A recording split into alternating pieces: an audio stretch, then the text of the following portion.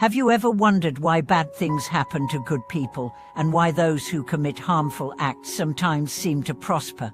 Have you ever questioned the law of karma and thought, if it's really true, why is the world so unfair? Welcome back to the channel, friends. It's always an honor to walk alongside you on this journey of awakening. Today we are diving into one of the most misinterpreted concepts in all of spiritual philosophy: karma. We've been told that karma is a simple form: do good and you'll be rewarded, do bad and you'll be punished. But what if this view is not only simplistic, it's misleading? What if karma is not about judgment or justice, but about understanding the deeper patterns of the universe and our mind? Let's begin with this. Karma does not mean fate. It does not mean that what happens to you is a reward or punishment handed down by some divine scorekeeper. Karma literally means action, and more importantly, it refers to the intentional energy behind your actions, your thoughts, your choices, your motivations.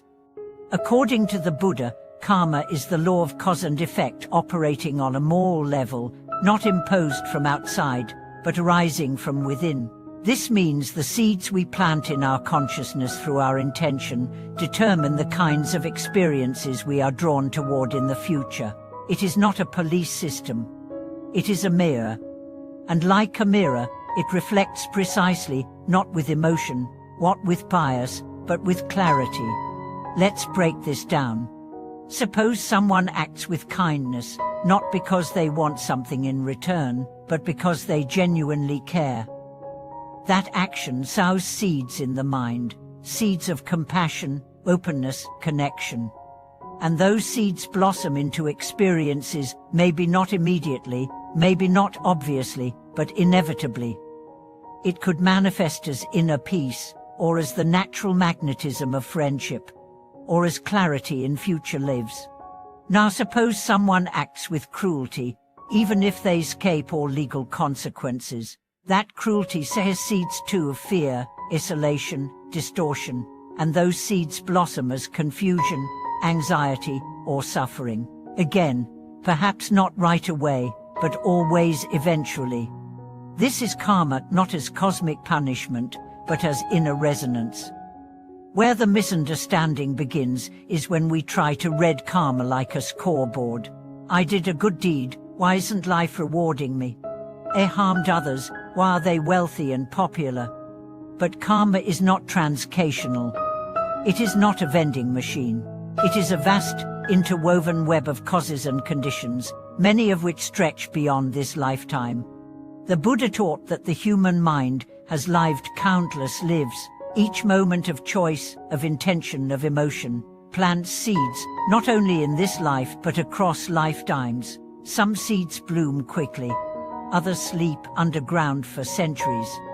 Some appear as blessings, others as lessons. The child born into poverty may be harvesting karmic debts, but that doesn't mean we should blame them. Quite the opposite. Our understanding of karma should lead us to compassion, not judgment. Because in the deepest truth, we are all working through our own karma and helping each other do the same. And now, how do we work with karma wisely? First, stop seeing karma as reward or punishment. Start seeing it as momentum. Every thought you nurture strengthens a pathway in your mind. Every action you repeat builds a habit. Every emotion you indulge becomes a filter through which you see the world. This is how karma shapes our reality. Let's take a story to illustrate this. There was once a merchant who gave generously to monks, but only when others were watching. He craved praise. He liked the title of benefactor. In his next life, he was reborn in wealth, but with constant insecurity. He gave, but never found peace. Why? Because the seed he planted was not generosity, it was ego. Another man gave only a little, an apple, a koan, a smile, but gave it with sincerity, with no desire for recognition. In his next life, he was reborn with joy that had no reason. He felt full even with little, because the seed he planted was selflessness. Karma is subtle. It reads the heart, not the headlines. This is why Buddhism places so much emphasis on mindfulness, because what matters most is not just what you do, but why you do it. You can speak a kind word from love or from manipulation. You can follow a rule out of fear or out of reverence. You can pray from gratitude or from desperation. The karmic effect differs because the energy differs. Let's also clear up another myth. Karma is not linear. Life is not a moral equation. Sometimes suffering is not a result of bad karma, it's an opportunity to clear it. Sometimes blessings are not a sign of good karma, they are tests of character. A wise teacher once said, "Karma ripeneth not when it is fair, but when conditions are right."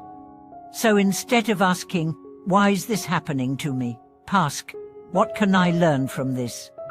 Instead of saying, "They got away with it," ask, "What must it feel like to carry that energy?" Instead of envying others' rewards, ask, "Am I sowing the seeds for my own joy?" Because karma is not destiny. It's design. It's choice by choice, moment by moment, the shaping of a path only you can walk. Now, how can you purify karma? The Buddha taught that no karma is permanent. Even the darkest seeds can be purified with sincere repentance, right view, and consistent practice. Let's say you've made mistakes. We all have. Instead of denying them, you face them. You acknowledge the harm.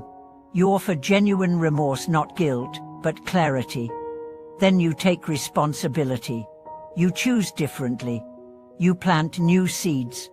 And over time, the old ones lose their power. Because karma is not about punishment, it's about momentum. You change your direction, and eventually, your landscape changes too. Meditation helps. It slows the mind. It makes you aware of what you're planting. Compassion helps. It shifts your intention from self to others. Wisdom helps.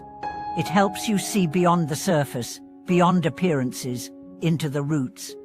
So if you want a better future, start now, in this moment, with this breath, this choice, this thought, this word. Because everything counts. Nothing is wasted. Even the pain can become part of your liberation, if you meet it with awareness. Let me share one more story. A man was imprisoned for a crime he didn't commit. For years, he raged, resented, and withered inside. But one day, he read a teaching on karma. It said, every experience is either a debt being paid, a lesson being learned, or a gift being given. Something shifted in him. He began to meditate, to serve fellow inmates, to forgive the world. When he was finally released, he didn't seek revenge. He became a teacher of mindfulness for at-risk youth. He once said, "They took my freedom, but they couldn't take my heart, because I reclaimed it." That is karma, not as punishment, but as awakening. And you can awaken too. Every moment is a seed. Every intention is a thread. Every choice is a prayer. Choose wisely. Choose from love. Choose from presence. And your karma will follow, not as a shadow of regret, but as a light that guides. If this teaching spoke to you, let's talk in the comments. How have you misunderstood karma in the past? What are you learning now about your power to shape your path? Subscribe to the channel, like this video, and join us in living with clarity, not confusion. Thank you for watching this video.